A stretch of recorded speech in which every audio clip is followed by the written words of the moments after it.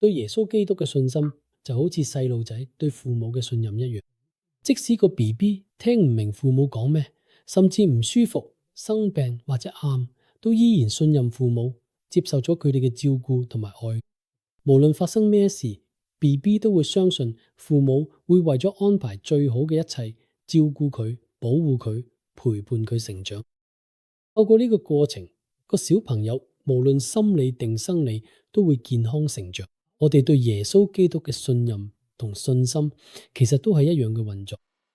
有時我哋會驚，有時會擔心，但當我哋選擇相信同向前行，就好似細路仔咁成長。我哋嘅心靈、思想甚至能力都會變得更強。對於未信福音嘅朋友，我覺得信心好多時都係由一個選擇開始，好似種下一粒種子咁。如果我哋肯試下，呢粒種子就會自然咁開始生長。我哋最初受洗都係因為一種簡單嘅好感覺，嗰一刻覺得可能真係有神。由嗰度開始，我哋一步一步喺福音入邊學習同埋成長，就好似細路每日都會大啲咁。我哋要記住，我哋嘅朋友、我哋嘅教會都唔係完美，所以我哋嘅信心唔應該建立咗呢啲嘅上邊，而係要建立咗救主耶嘅基督本身。佢教我哋要同神建立關係，多啲祈禱，跟隨聖靈。